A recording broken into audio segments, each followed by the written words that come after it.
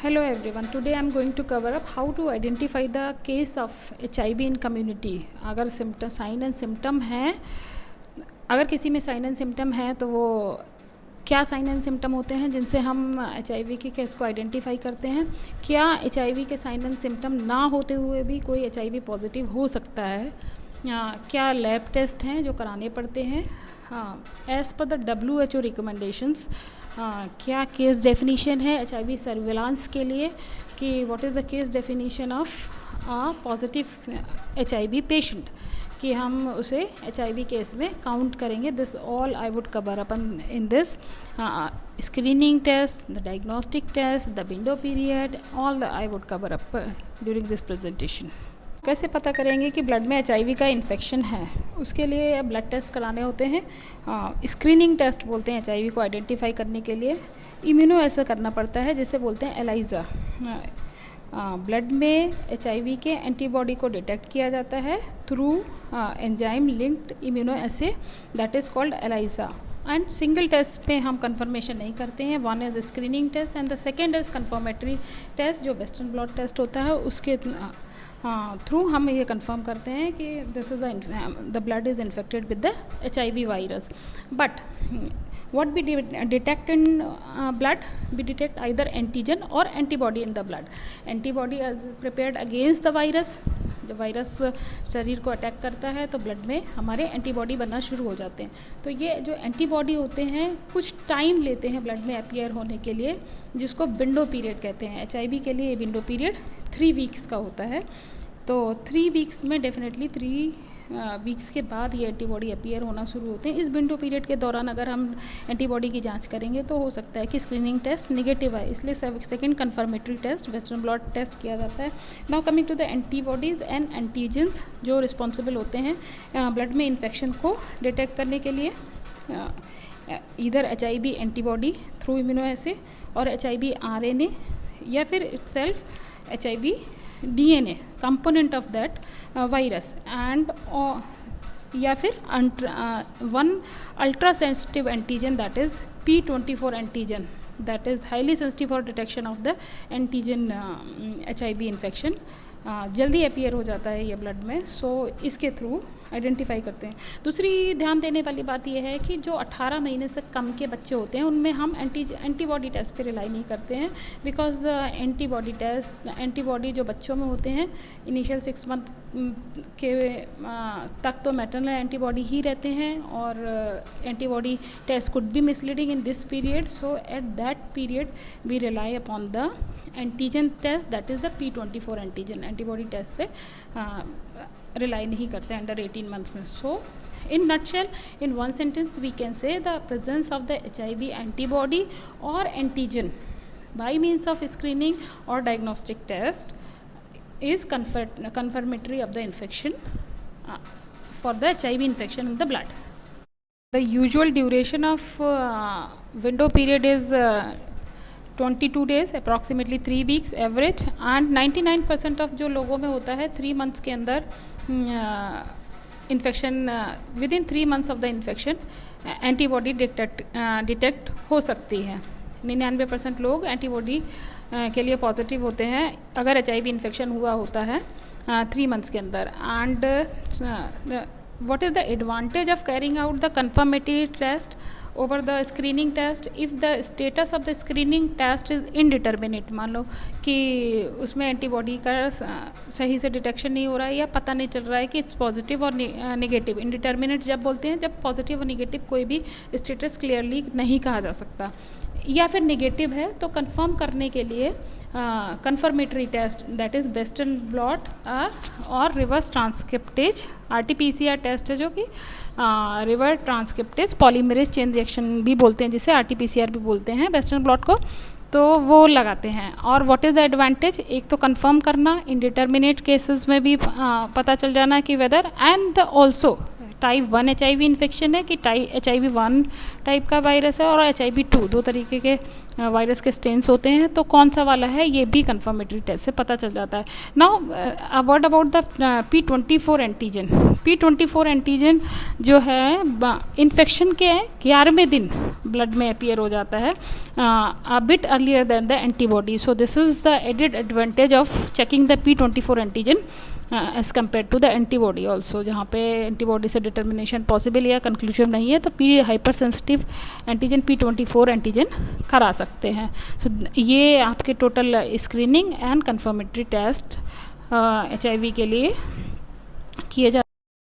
Now, once the infection of HIV has been confirmed by means of serological test, जो मैंने antibody और antigen test बताए, और virological evidences of the HIV infection, laboratory tests के बाद अगर infection होता है कि next thing is to classify the clinical stage.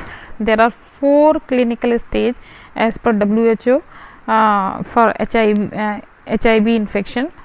HIV जो है 4 क्लिनिकल स्टेजेस में होता है. कौन कौन सी हैं? पहली स्टेज एसिम्प्टोमेटिक स्टेज कहलाती है. सेकेंड स्टेज सिम्टम्स कॉम्प्लेक्स और क्लिनिकल प्रेजेंटेशन के बेसिस पे ये क्लिनिकल स्टेजेस डिवाइड करी गई हैं. Asymptomatic stage, second one is the mild symptom stage of the mild symptom, third is the advance symptom stage, fourth is the severe symptom stage. जो stage fourth है उसी को हम एड्स बोलते हैं, फुल वॉन disease acquired immuno deficiency syndrome जो AIDS होता है, ये fourth stage of clinical symptoms की चौथी स्टेज ही होती है.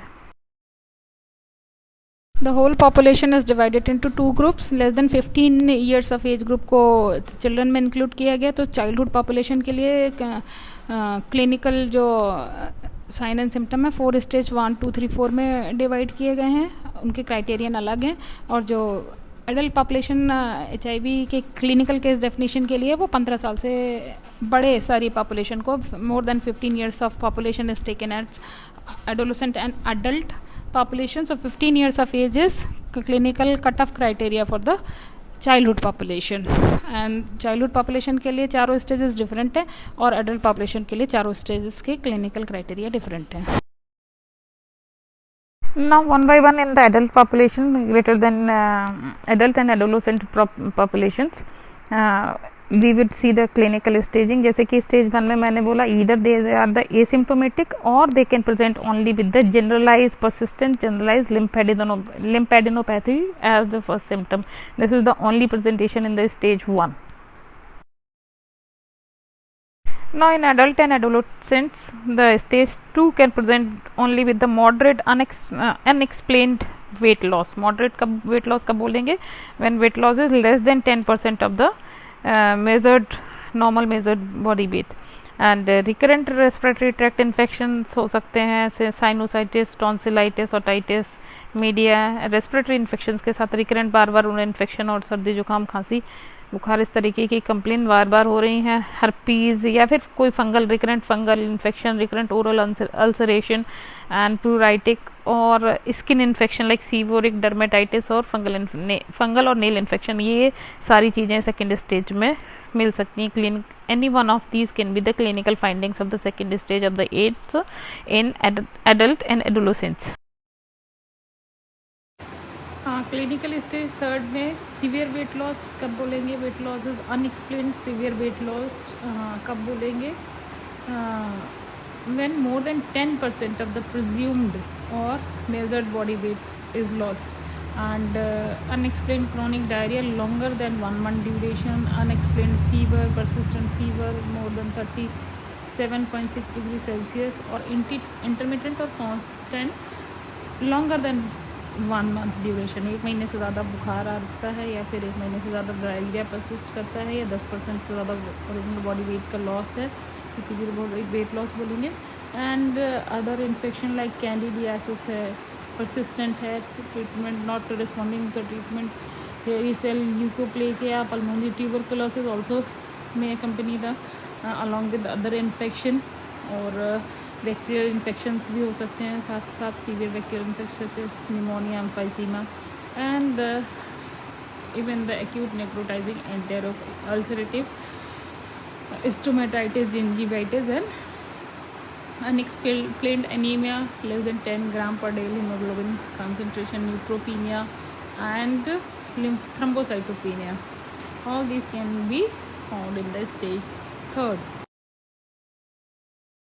स्टेज 4 जैसे एड्स भी बोलते हैं, कार्ड इम्यूनोडिफिशियंसी सिंड्रोम में कौन कौन सी चीज़ें आती हैं? HIV wasting syndrome, pneumonia, pneumocystic RNA की वजह से, and recurrent severe bacterial pneumonias, and oesophageal candidiasis.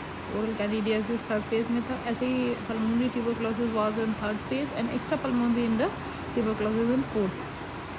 Ads वाली फेज में कापोसिस सार्कोमा, साइटोमेगालोवायरस इन्फेक्शन, इधर it can be retinitis, central nervous system infection, toxoplasmosis, HIV encephalopathies, and the cryptococcal meningitis, disseminated non-tubercular mycobacterial infection. All these infection, all kind of the disseminated infections are included into the stage 4.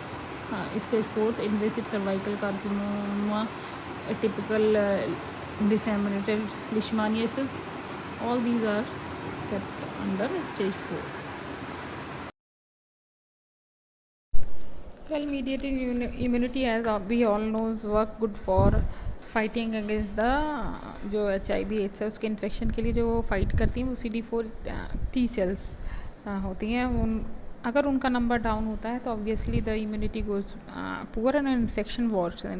अगर बात करें 5 साल से ऊपर के किसी भी individual में, वेयरिंग द चिल्ड्रन, 500 से ज़्यादा अगर CD4 T cell काउंट है तो एसिम्प्टोमेटिक फेज़ में जनरली 500 से ज़्यादा होते हैं. माइल्ड सिम्प्टोमेटिक फेज़ में 350 से 500, एडवांस सिम्प्टोमेटिक फेज़ में 200 से 349, एंड लेस देन 200 हो जाते हैं आपके absolute CD4 T cell count in severe symptomatic phase में. या फिर हम कह सकते हैं 15% reduction of T cell percentage में अगर रिडक्शन निकालें. और बच्चों की बात करें तो taken as percentage of the normal in severe symptomatic phases में जो बच्चे लेस देन 1 ईयर में लेस देन 25, 1 to 2.5 ईयर्स, 12 से 35 महीनों में लेस देन 20% हो जाता है सीवियर सिम्प्टोमेटिक फेजेस में. And CD4 T cell count जो है percentage of CD4 T cell जो टोटल CD4 T cell का है वो 15% से, आउट ऑफ टोटल 15% से रिड्यूस हो जाता है इन जो आपके 3.5 से 5 साल के बीच के बच्चे उनमें. Then it's severe. So CD4 T cell count reflects the severity of the infection. If it goes down, that means the infection flourishes and the disease, more chances of the opportunistic infection, more chances of the advancement of the disease, and CD4 T cell count can be taken as a marker for assessing the severity of the disease.